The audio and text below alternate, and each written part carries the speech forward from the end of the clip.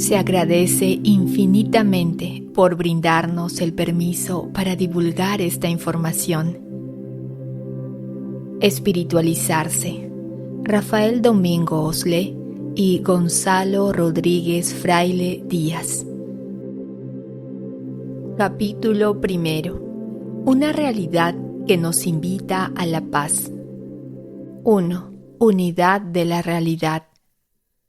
Llamamos realidad a la totalidad de cuanto existe, con sus distintas dimensiones, naturalezas, grados, fluctuaciones cuánticas, intensidades, modos y matices. Esta realidad engloba todo lo que tiene una existencia física o material, pero también lo virtual o incluso posible, lo que es necesario y lo meramente contingente, lo inmanente y lo trascendente, lo sensorial, lo racional y lo espiritual. Tan real es Napoleón como el Quijote o un ángel, un pensamiento, una mascota o un logaritmo. Eso sí, cada uno participa de la existencia de un modo diferente. La idea de la unidad de la realidad está presente y ha sido aceptada desde concepciones completamente dispares por las principales tradiciones espirituales, así como por filósofos y místicos a lo largo de los siglos. La ciencia moderna apunta también en esa misma dirección.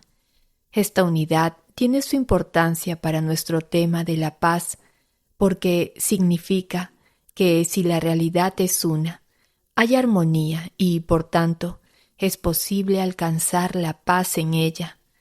Si existiesen realidades fragmentadas, en conflicto entre ellas, la consecución de la paz sería una empresa impensable e imposible, pero no parece que sea así. En el hinduismo se considera que todas las cosas han recibido su ser y su vida de la verdadera realidad, es decir, del principio interno espiritual, eterno Atman Brahman, la energía o alma primaria individual. Es el alma cósmica o realidad divina última. En el budismo, la imagen de la red de Indra describe y simboliza la interconexión del universo y su origen interdependiente. El budismo insiste en que aprender a ver la realidad tal y como es condición esencial para el bienestar y la salud mental. Por eso, se esmera en buscar la visión correcta y auténtica de la realidad, resolviendo cualquier disparidad entre la visión particular de cada individuo y el estado real de las cosas. En el taoísmo, el Tao, tanto trascendente como inmanente, es la fuente de vida y la fuerza cósmica que actúa sobre toda la realidad. En las religiones abrahámicas, Dios, el Absoluto, es el único dador de vida y creador del universo. Pero la distinción esencial entre un Dios creador y trascendente y la misma obra creadora no excluye en modo alguno la unidad de la realidad. La plegaria judía Shema Israel alaba a Dios como uno. Él impregna toda la existencia celestial y terrenal. En el Islam, el místico y erudito medieval andaluz Ibn al-Arabi y su escuela apoyaron la doctrina de la unidad del ser. En su obra Los sellos de la sabiduría, Ibn al-Arabi afirma que Dios y la creación son, en última instancia, uno, ya que todo lo creado fue preexistente en el conocimiento de Dios y volverá a Él. Solo Dios es la realidad eterna y que todo lo abarca. En el cristianismo, San Pablo explica la culminación de la creación diciendo que Dios es todo en todos. Y en su famoso discurso en el Areópago de Atenas, el apóstol de las gentes afirma la íntima unión de todo lo creado con su Dios, porque en Él vivimos, y nos movemos y somos.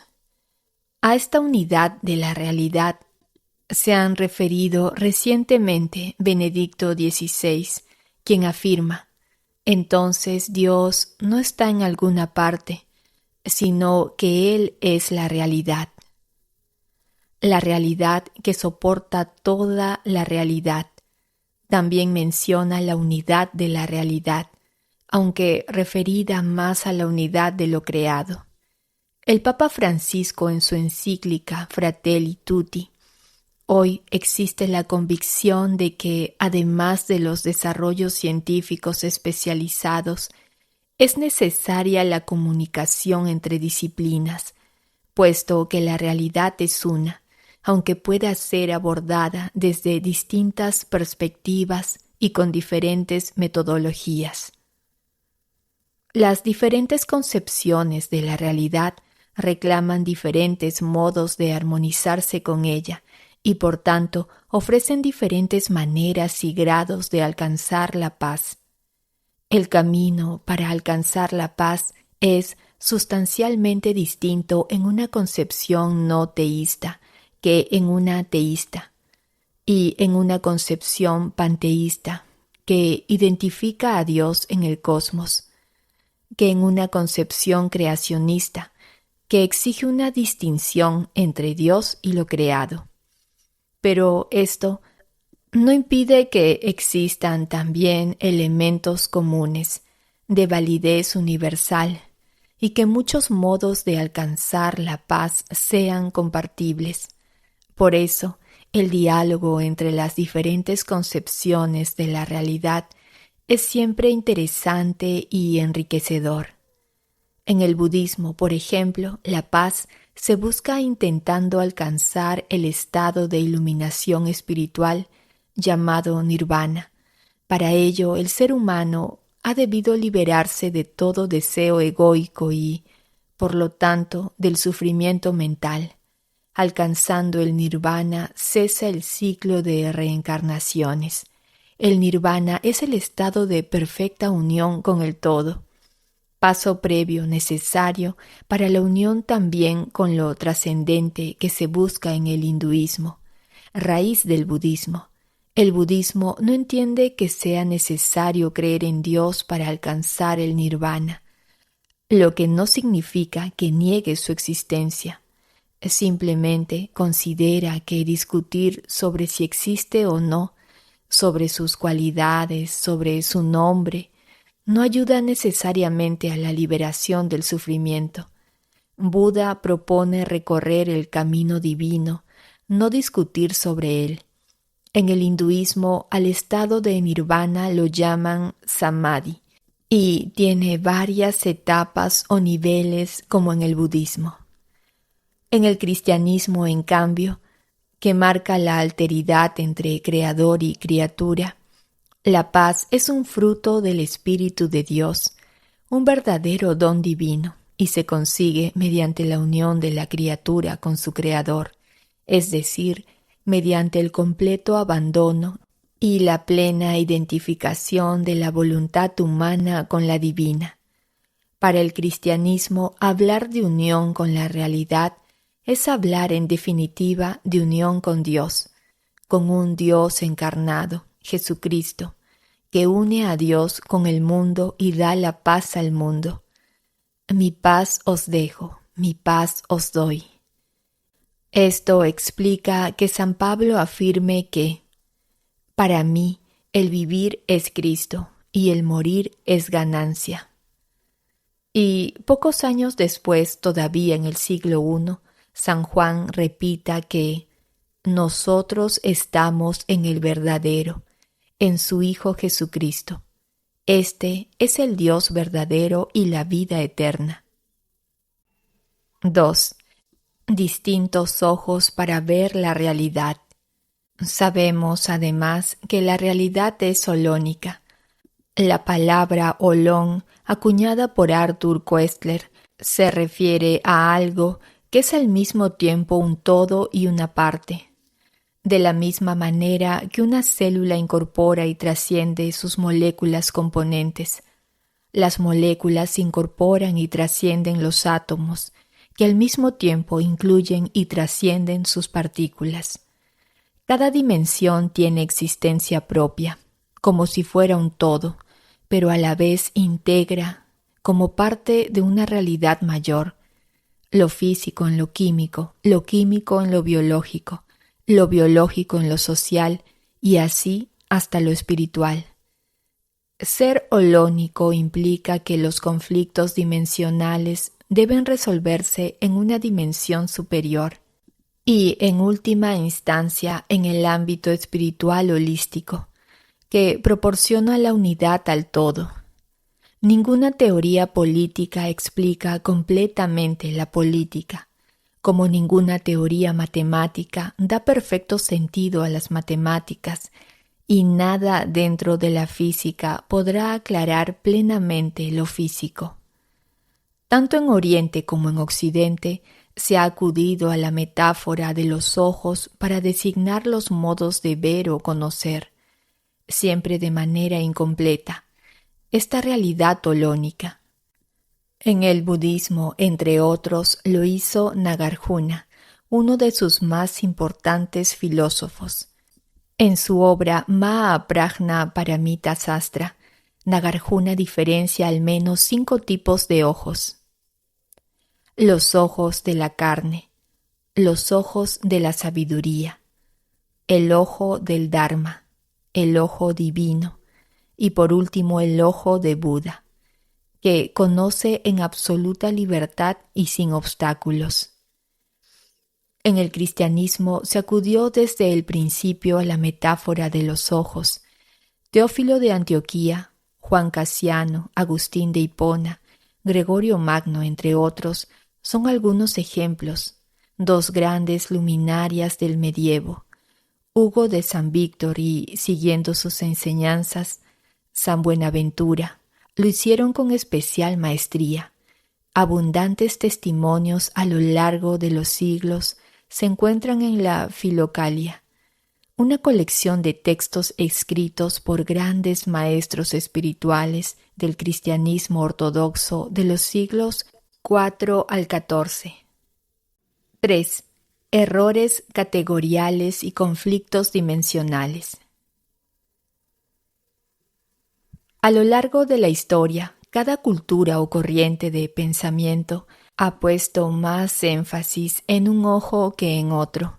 Así, por ejemplo, el empirismo, al privilegiar la experiencia y la evidencia, ha remarcado el importante papel de los ojos de los sentidos, aunque naturalmente no se haya olvidado de los de la razón. El racionalismo, sin ignorar los demás, ha interpuesto los ojos de la razón.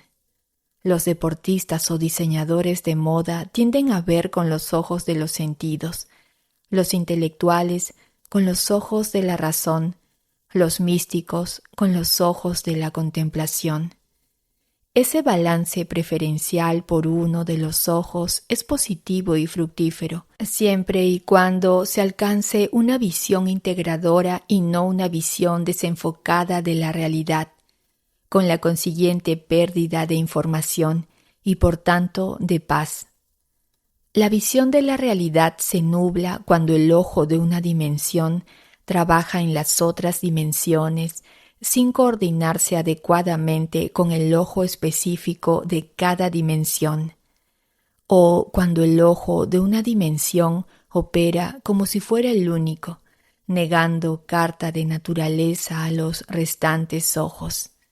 Estos errores son frecuentes, pues entre las dimensiones no hay límites fronterizos ni demarcaciones materialistas claras. Como hemos dicho, la realidad es holónica, por lo que los ojos de la dimensión superior incluyen y trascienden la inferior. Por esta razón, sobre la dimensión inferior, la material, operan de distinta manera todos los ojos, por más que las trasciendan.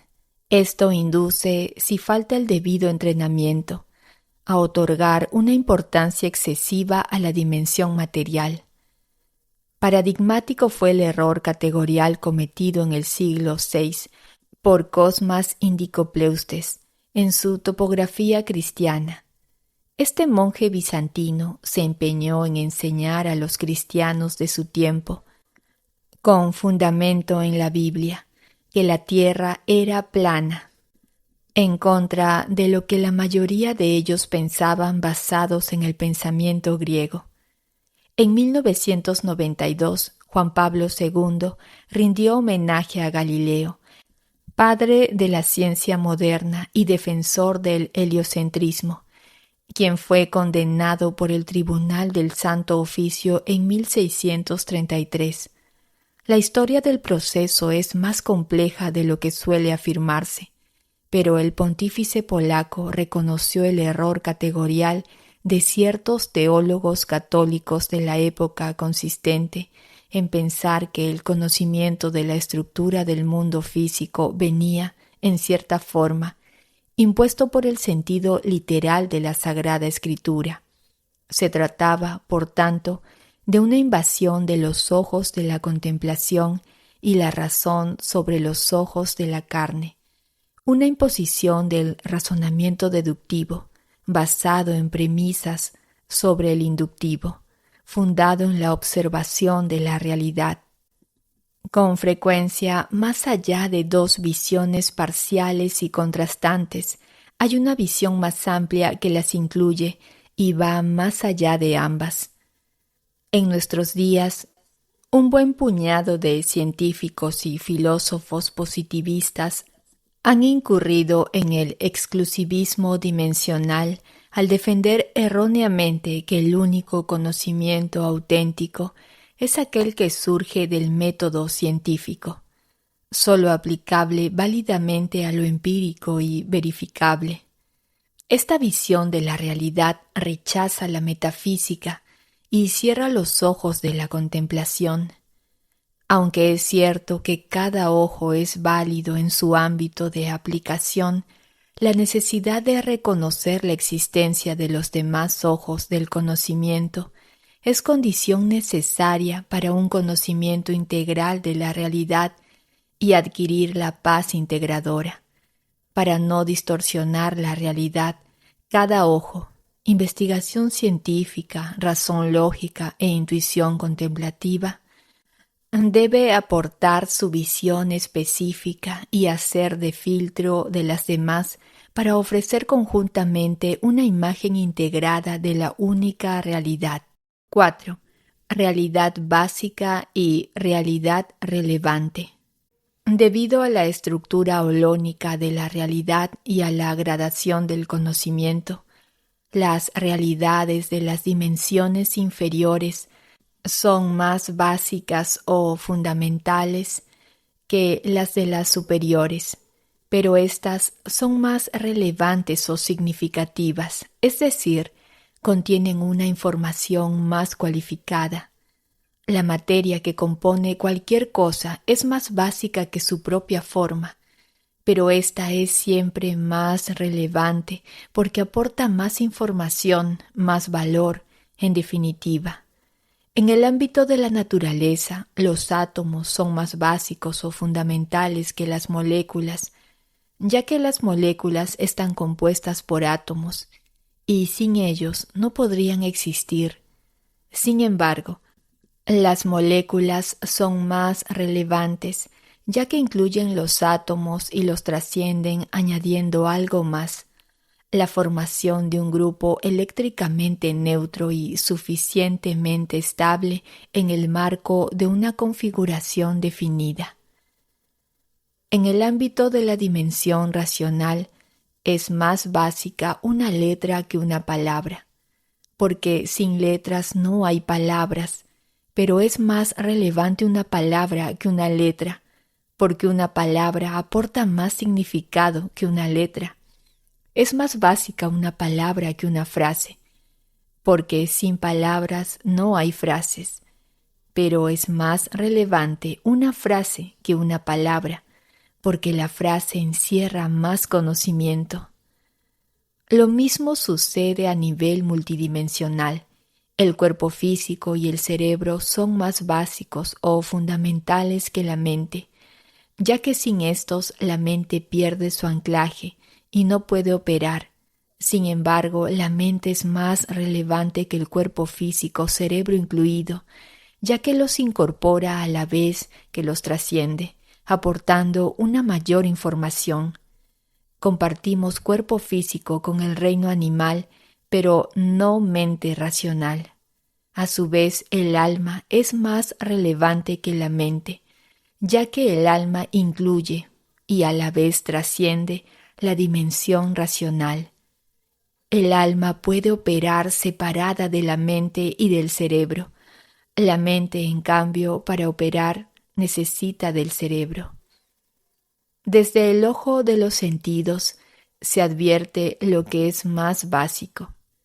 Desde el ojo de la contemplación, lo que es más relevante. Así, la salud es básica en el ser humano, pero su paz interior es más relevante, más importante. Cuando decimos también vale para las instituciones, por ejemplo, en el matrimonio, lo más básico es la unión sexual, pero lo más relevante es la comunidad de amor permanente que da origen y estabilidad a una familia. En el caso de una nación, lo más básico es su estructura institucional, pero lo más relevante es el desarrollo y la felicidad de sus habitantes. Quienes niegan validez al ojo de la contemplación suelen confundir lo básico y lo relevante. Esta distinción solo quiebra al aplicarla a Dios, puesto que Dios es necesariamente ambas cosas, por ser origen y fin de todo lo creado, o, en otras palabras, condición necesaria y suficiente, al mismo tiempo de toda la realidad. Por ser lo más básico, podemos encontrar a Dios escondido en todas las realidades materiales. Por ser lo más relevante, es el fin último del conocimiento contemplativo. Esta importante distinción entre básico y relevante, o entre fundamental y significativo, es un buen punto de partida para cualquier labor mental de categorización. 5. Existencia y presencia de Dios. Al ser Dios la realidad más básica y relevante a la vez, el conocimiento de su existencia afecta a los tres ojos y es fuente de verdadera paz. Por marcadas y esenciales que sean las diferencias entre unas concepciones y otras, la existencia de un Dios ha sido aceptada por las religiones abrahámicas, ejemplo el judaísmo, el cristianismo y el islam. Otras formas de monoteísmo trascendente. El hinduismo teísta de la escuela Advaita Vedanta y algunos tipos de deísmo.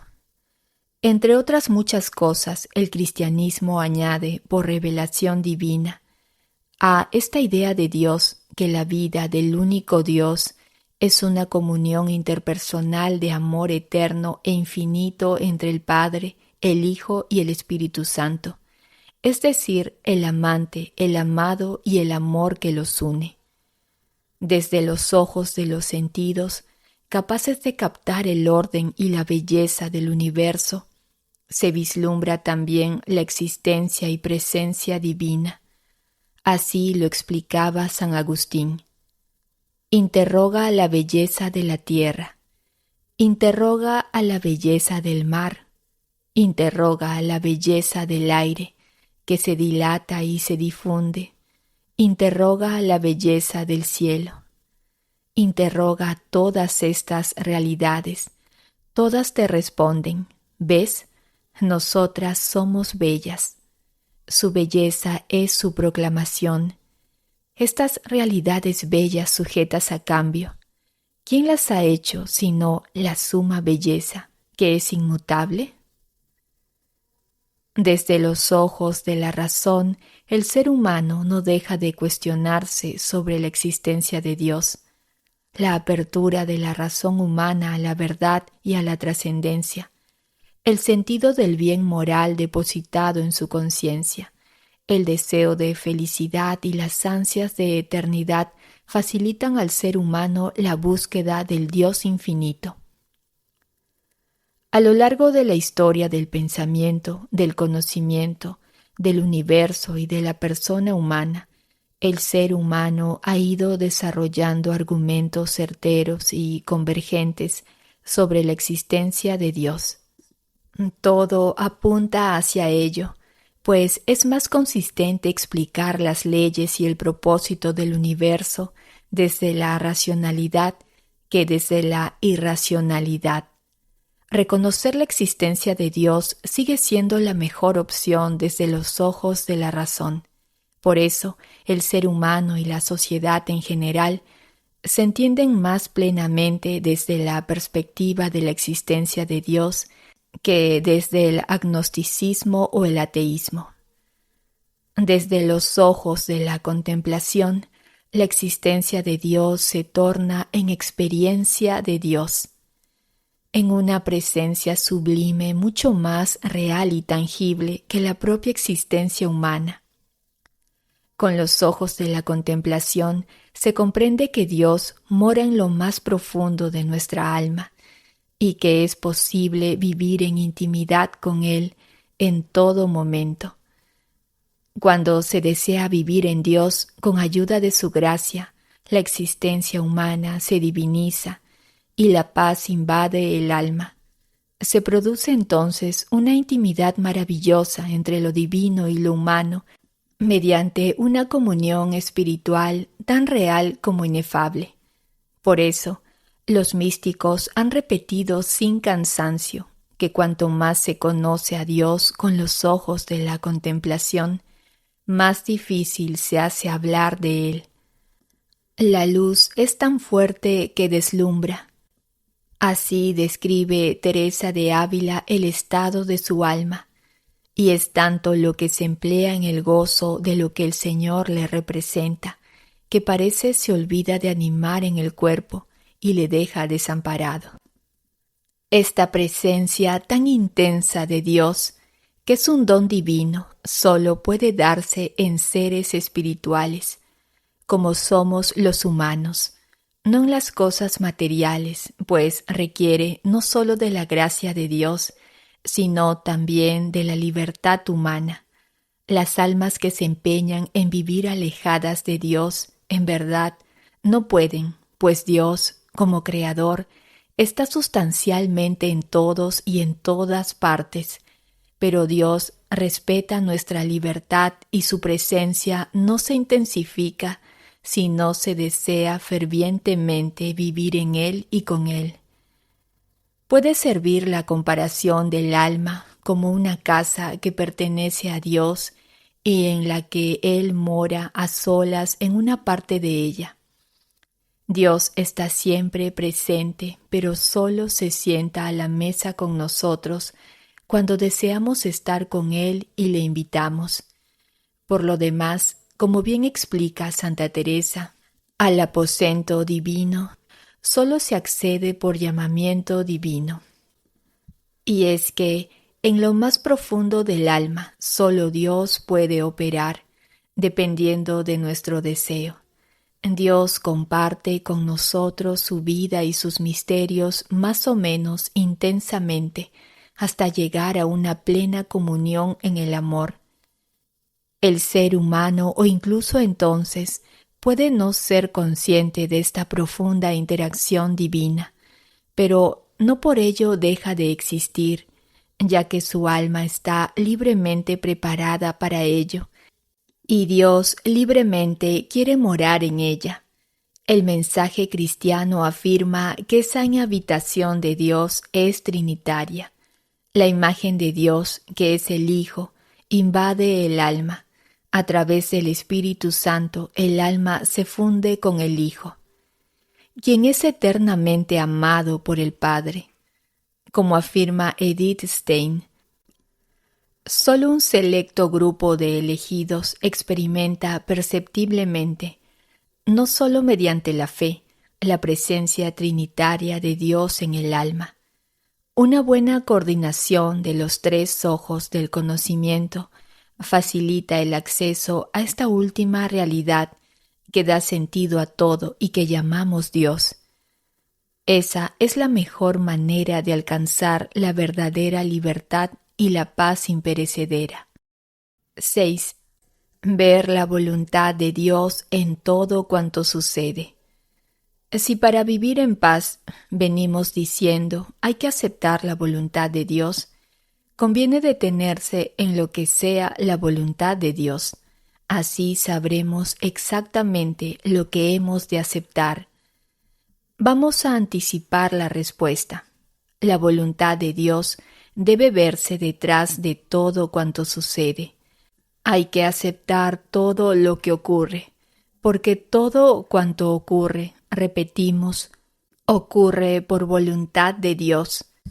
Aceptar lo que sucede no significa aprobar ni tampoco mostrar pasividad.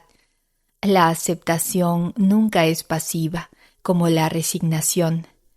No todo lo que ocurre en la realidad está alineado con el amor, como sabemos, pero ello no implica que no deba ser aceptado. Pues a Dios no se le va la creación de las manos. Aceptar es solo el primer paso de la espiritualidad, que exige un trabajo interior de cooperación.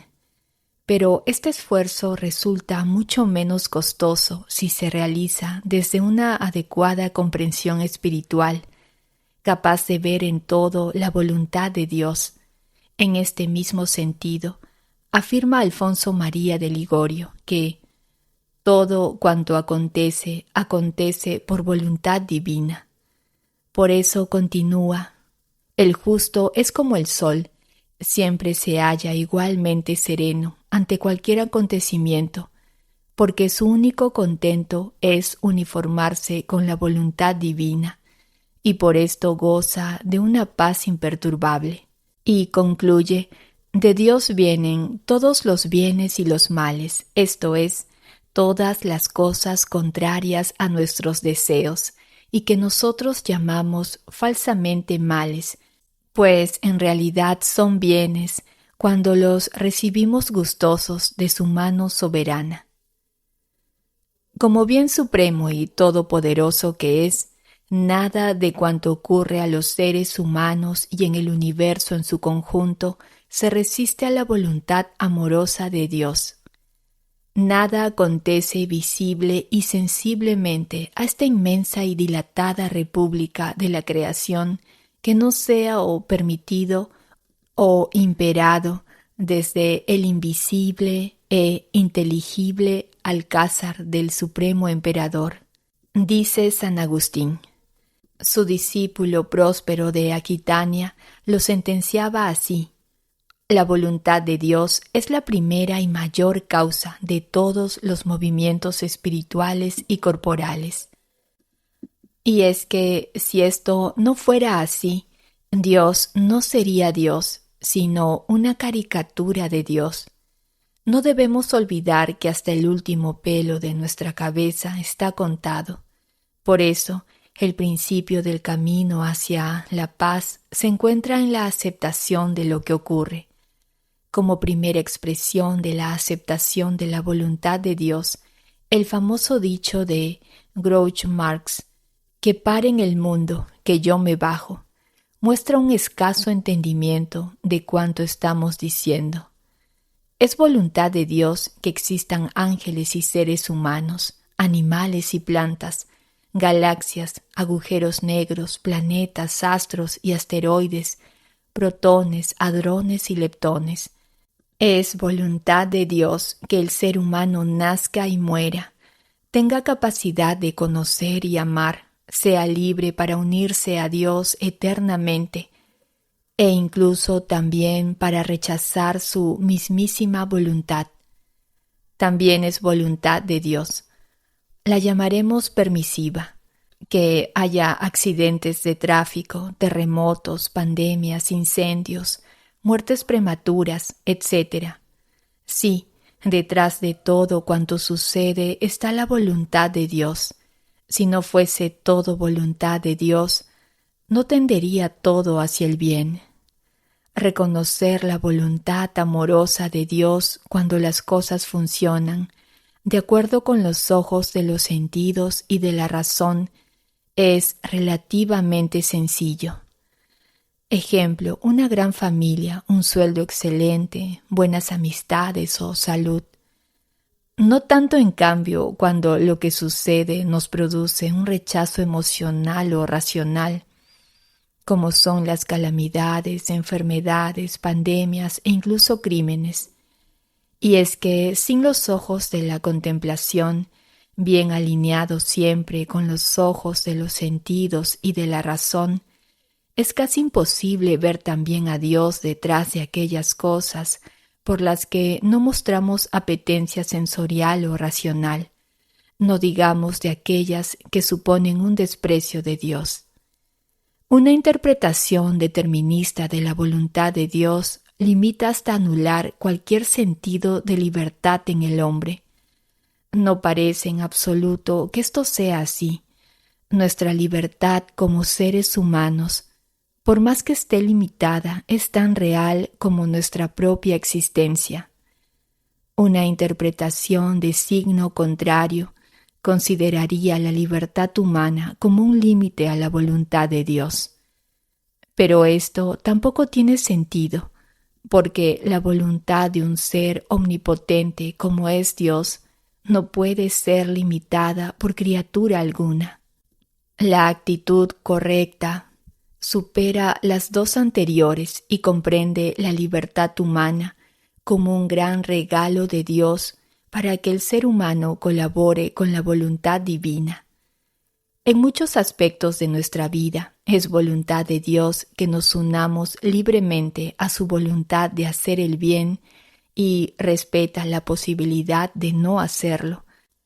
No es la criatura la que limita a Dios, sino que es Dios mismo quien desea ejercer su voluntad concurriendo con la libertad humana. La voluntad de Dios puede manifestarse directa o abiertamente.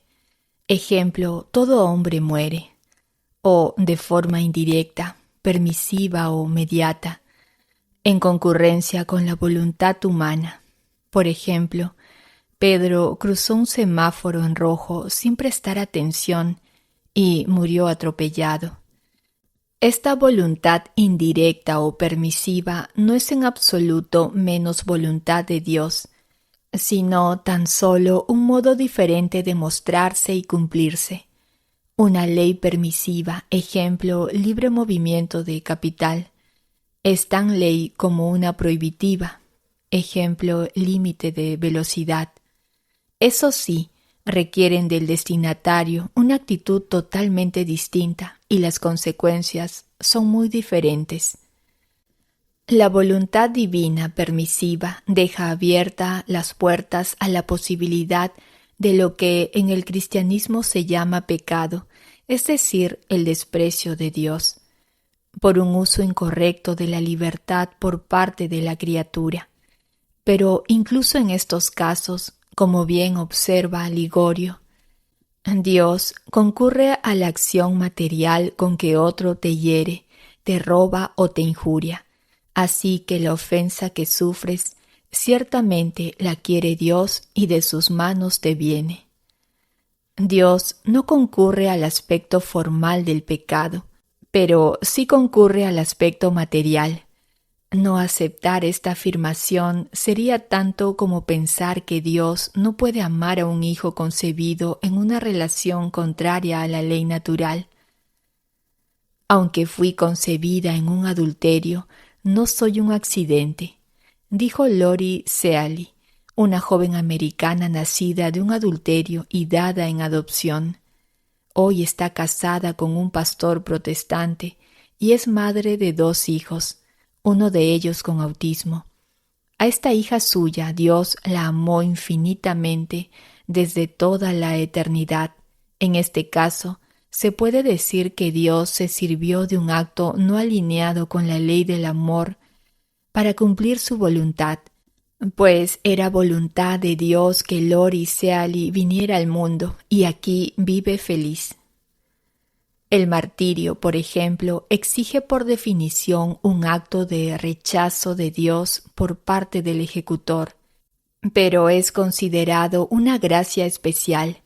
Si esto es así, es porque Dios, que es amor y bondad, sabe convertir en mayor bien el mal que permite, utilizando para esto la debilidad y la malicia de los hombres, sus faltas, hasta las más repugnantes. Por supuesto que el pecado tendrá consecuencias para quien lo comete, ya que son necesarias para su propia purificación, que se producirá en tiempo y forma que Dios decida y afectarán con precisión divina a quienes tengan que afectar. En este sentido que estamos explicando, debe verse la voluntad permisiva de Dios detrás del guardia del campo de concentración de Auschwitz, que asesinó a Maximiliano Kolbe con una inyección de fenol el 14 de agosto de 1941, tras haber sido privado de agua y comida durante 2 semanas. Obviamente no fue Dios quien inyectó el fenol, ni quien mató a Kolbe, pero Dios sabía desde toda la eternidad que Kolbe iba a aceptar morir por caridad, a cambio de otro prisionero, en esas condiciones inhumanas, y que ese hecho iba a producir un enorme bien a su alma y a la humanidad entera. Por eso Dios fue preparando el alma de Kolbe durante toda su vida, de una manera muy particular, pues era mucho lo que le exigía. Usamos palabras del propio Maximiliano Kolbe. Todo lo que ocurre dentro o cerca de nosotros ocurre con el conocimiento y permiso de Dios. Precisamente porque existe una voluntad permisiva divina, en la tarde del 24 de marzo de 1980, mientras celebraba la Eucaristía en la capilla del Hospital Divina Providencia de San Salvador, Óscar Romero fue ejecutado por un francotirador que hizo un mal uso de su libertad. El propio Romero cuenta en su diario que había aceptado ofrecer su vida por su pueblo, si Dios se lo pedía. Y parece que se lo pidió.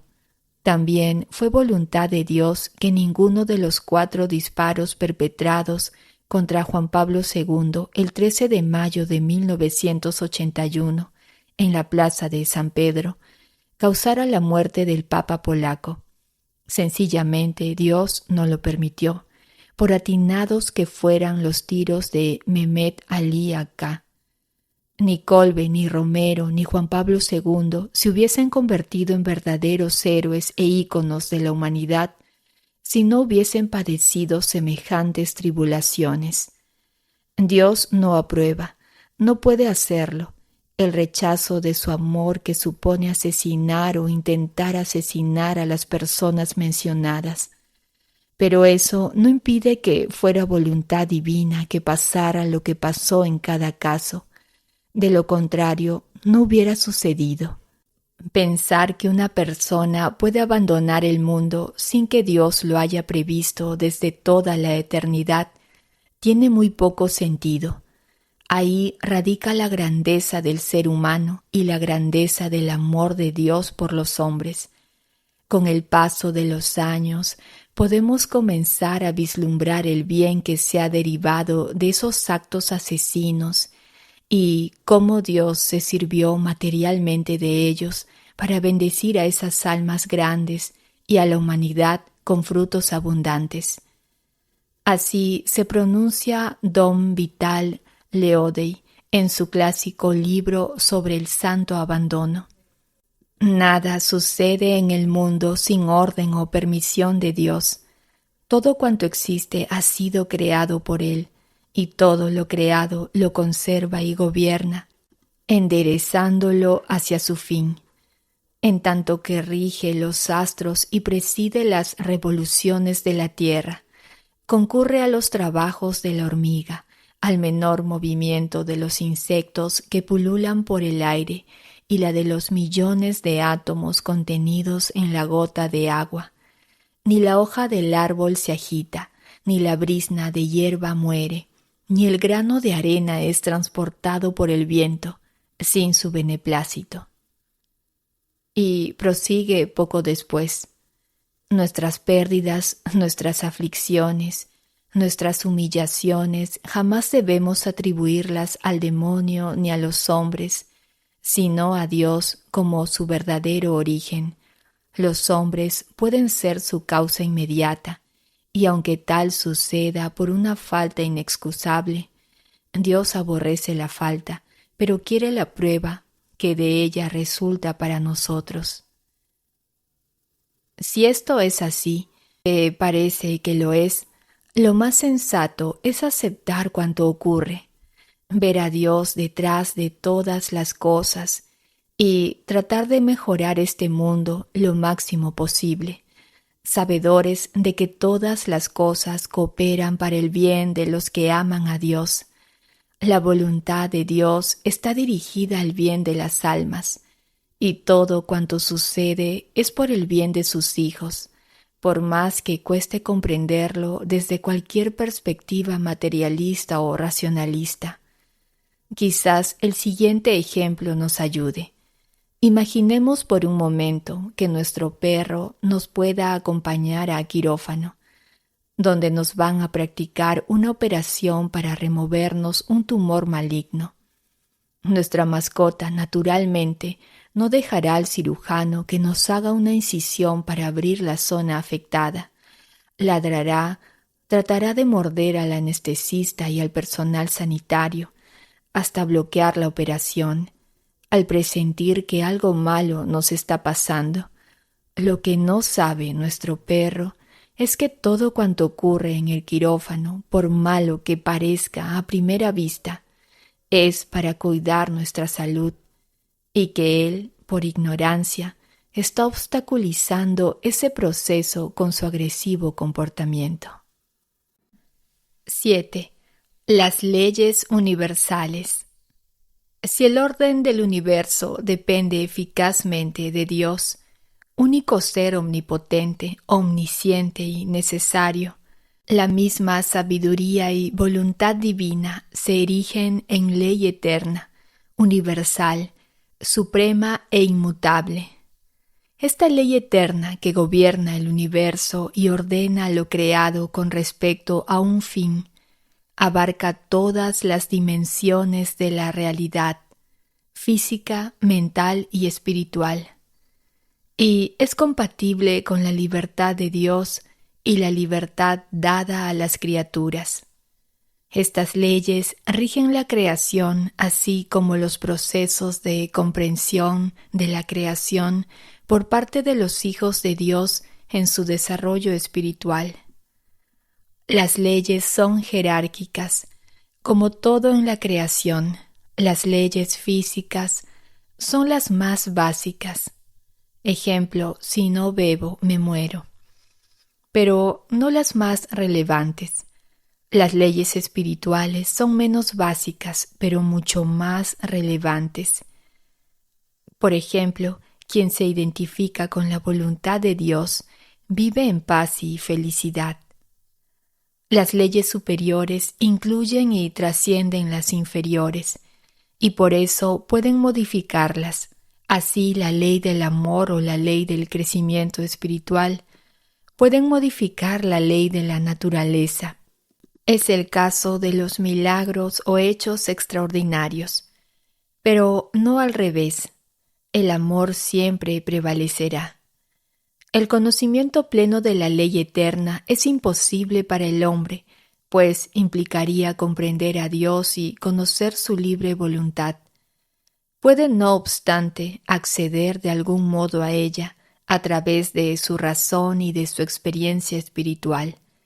Importantes tradiciones espirituales como el hinduismo, el judaísmo o el islam coinciden en que parte de esta ley eterna ha sido de una u otra forma manifestada. El cristianismo afirma que la ley eterna ha sido revelada por Dios al hombre en el Antiguo Testamento y en el Nuevo Testamento, ley del amor y bienaventuranzas. Nosotros nos vamos a referir aquí a 4 leyes o reglas espirituales relevantes para alcanzar la paz en circunstancias concretas de la vida cotidiana. Se trata de formulaciones generales, fruto de la experiencia espiritual, que, por supuesto, en modo alguno pretenden ni dogmatizar ni explicar cómo opera el misterio de la divina providencia. Las explicamos por orden de relevancia, en sentido jerárquico. A. Ley del amor. Si Dios es amor, la ley del amor informa e ilumina todas las leyes eternas. Esta ley es, por decirlo de alguna manera, la constitución del universo. El universo fue creado por amor, por un Dios que es puro amor. Al ser holónica y jerárquica la realidad, la ley del amor, que es la ley suprema, impregna, ilumina y legitima todas las leyes inferiores e incluso su posible modificación, pero no al revés.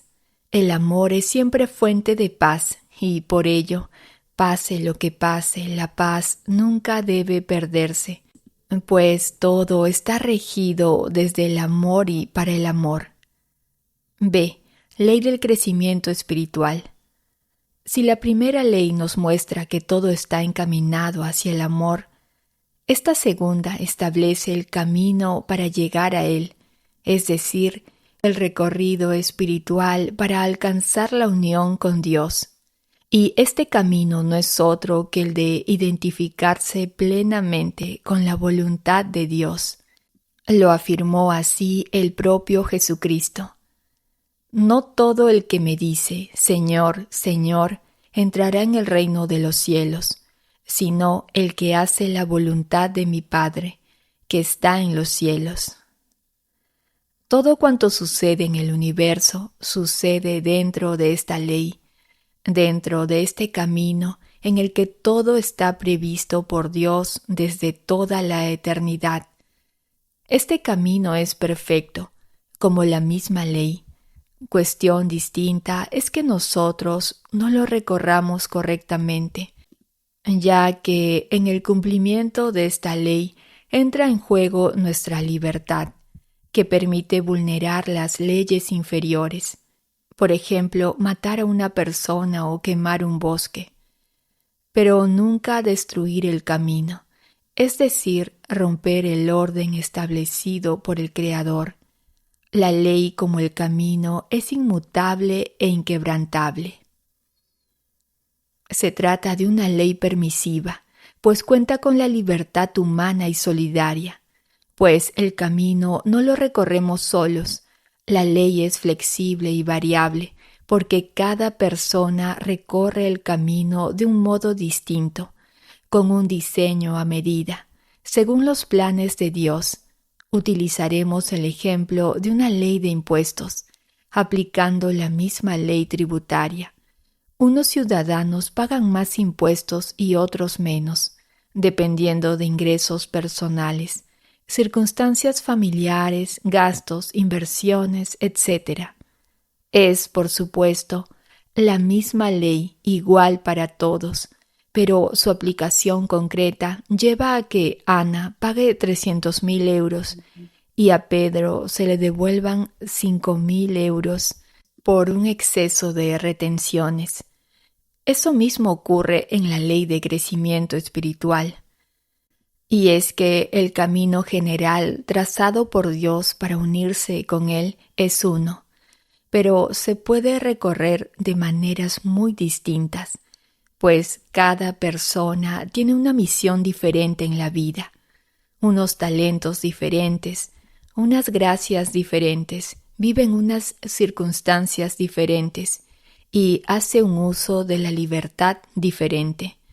Esta amplitud de variantes puede hacernos pensar que la ley no existe, pero la experiencia nos muestra que ahí está, sobre todo si se usan los ojos de la contemplación para comprenderla. Esta ley nos garantiza que siempre tendremos las gracias necesarias para recorrer el camino trazado por nosotros, en nuestras circunstancias concretas y en un tiempo concreto, a pesar de nuestros errores y caídas en el camino. También nos muestra que todo lo que nos pasa es lo más conveniente para nuestro desarrollo, para nuestra purificación y la purificación de los demás. Por eso, esta ley constituye una gran fuente de paz en los avatares de nuestra vida y nos ayuda a comprender que, por muchas tribulaciones que lleguen, Dios es amor y está detrás de todo. Son palabras de Jesucristo: y habréis de oír de guerras y rumores de guerras. Cuidado, no os alarméis, porque es necesario que todo esto suceda, pero todavía no es el fin. Esta ley nos permite comprender que, si los hijos llegan, es porque son parte de nuestro recorrido en el camino, y si no llegan, porque no lo son, y que si nos infectamos con un virus, es porque somos correspondientes con ello, y si no, es porque no lo somos. Naturalmente, infectarse por negligencia tiene consecuencias distintas que hacerlo tras haber cumplido con todas las normas dictadas por la prudencia. Estas consecuencias las regula la siguiente ley. C. Ley de armonía. Todo lo que ocurre tiene consecuencias. Toda la creación está ordenada por Dios y dirigida a Dios, principio y fin último de todo cuanto existe. Por eso, todo fluye y funciona bien cuando se realiza de conformidad con la ley. Toda resistencia al cumplimiento de la ley de Dios tiene consecuencias. No da lo mismo cumplir o no cumplir las leyes que Dios ha ordenado para el mundo. No da lo mismo lanzar que no lanzar una bomba atómica sobre una población, cometer que no cometer un atentado terrorista, proteger que despreciar la vida humana, declarar una guerra que usar la vía diplomática para resolver un conflicto, robar que pedir, servir a una persona que despreciarla. Cumplir la ley libremente importa y suma. No cumplirla, incluso en sus pormenores, degrada al ser humano y tiene sus consecuencias. En las tradiciones orientales a estas consecuencias se le han llamado karma y en el cristianismo efectos naturales del pecado. Quien cumple la ley contribuye al desarrollo de la humanidad. Quien la incumple lo frena. Con todo, siempre acaba prevaleciendo el amor. D. Ley de la naturaleza. La ley más básica pero menos relevante de todas las mencionadas es la ley de la naturaleza, pues opera directamente en la dimensión inferior, sobre la materia, a ras de suelo. Cuando la corriente de agua de un río cae desde cierta altura por un brusco desnivel, surge una cascada. Cuando una masa en movimiento de aire caliente y húmedo choca con otra de aire frío, se forman nubes. Esta ley es fácilmente reconocible, porque es la que impulsa también nuestro instinto. La falta de hidratación produce sed y nos impulsa a beber.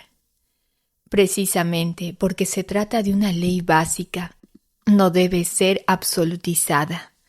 Cuando esto último sucede, se incurre frecuentemente en errores espirituales, ya que la realidad solo se entiende en su integridad desde las leyes superiores. Pensemos en una persona que se queda ciega a los 30 años. Según la ley de la naturaleza, los ojos están para ver, pero esa persona no puede hacerlo. Esta respuesta es básica, natural, pero tantas veces insuficiente. La verdadera interpretación se puede hallar en una ley superior, como es la de correspondencia. La ceguera física puede constituir en sí misma una extraordinaria ayuda a trascender el ego, lo que permite desarrollar rápidamente los ojos de la contemplación y unirse a Dios. La interpretación correcta de la ley de la naturaleza es fundamental para el desarrollo de la sociedad. Interpretaciones erróneas de la ley de la naturaleza han conducido a la perpetración de crímenes horrendos y generado graves errores culturales. 8. El conflicto del mal. Tradicionalmente llamamos mal al déficit de bien, a la privación del bien esperado o exigido de acuerdo con la propia naturaleza o tipo de existencia. Se espera de un oído que oiga, por eso la sordera se considera un mal físico. En cambio, no entendemos que sea un mal físico, sino tan solo una limitación, que el ser humano con sus oídos no sea capaz de captar una conversación a 100 metros. Se espera de un ser humano que trate bien a su vecino, por eso se considera un mal que lo engañe, lo calumnie o lo mate. No suele considerarse un mal, en cambio, sino tan solo una limitación, que una vecina no sea demasiado simpática, si es correcta en su comportamiento o que su hijo no sepa jugar al tenis y no pueda jugar con el mío. Con gran facilidad se cae en el dualismo de oponer el mal al bien, como si se tratase de dos principios que gobiernan el mundo. El mal no se opone al bien, como la oscuridad no se opone a la luz. El mal es la ausencia de bien, como la oscuridad es la ausencia de luz, pero no su opuesto. Por otra parte, Dios, como bien supremo que es, no ha podido crear el mal, sino tan solo el bien, como tampoco ha creado la oscuridad, sino tan solo la luz. Y si el mal no ha sido creado, no tiene existencia por sí mismo, carece de sustantividad propia. El mal no es sustancia, sino corrupción de sustancia. Corrupción del bien, dicen los clásicos. Existe el agua, no la ausencia de agua, pero la ausencia de agua, de vida en un cuerpo humano, es decir, la deshidratación genera múltiples daños corporales o la muerte. Del mismo modo, podemos decir que existe el bien, no la ausencia de bien que llamamos mal, pero la carencia del bien debido produce daños, ya sean físicos, mentales o espirituales. Detrás de todo daño hay una carencia y una ignorancia. Si una persona se ha quedado ciega, carencia, puede ser porque el ser humano, en su ignorancia, no conoce suficientemente el funcionamiento de la visión como para conseguir recuperarla en todo caso. Si las llantas de los coches se siguen pinchando, carencia, es porque el ser humano, en su ignorancia, no ha sido todavía capaz de fabricar neumáticos más estables y seguros que no se alteren por su uso. También hay una carencia y una ignorancia detrás de todo daño moral o espiritual. Una carencia, ausencia o detrimento de la verdad en la declaración de un testigo, es decir, un falso testimonio, puede producir que el juez, por ignorancia, condene a un inocente. Daño moral. Todo alejamiento voluntario o rechazo de Dios, bien supremo, sea directo o por detrimento de su obra creada, produce un daño espiritual en las personas. A Dios como tal no se le puede dañar, pues en Dios no cabe la carencia ni la ignorancia. al ser perfecto y trascendente. Pero con nuestra libertad podemos rechazar su voluntad, despreciar a Dios. Ese es el gran drama del ser humano. Ante el desprecio de la voluntad divina, Dios ofrece siempre su perdón y nos da la gracia para unirnos de nuevo a Él, si lo deseamos. Debido a la unidad de la realidad en Dios como principio de todo y, por tanto, a la unidad del bien, todos los daños causados a las cosas creadas, a las demás personas o a uno mismo, tienen efectos universales. El daño siempre exige reparación a la víctima, así como una específica conversión personal o colectiva. Las personas se hacen responsables de esa reparación y participan de esa conversión interior atendiendo a la gravedad del daño, al grado de conocimiento y voluntariedad, así como a otras muchas circunstancias.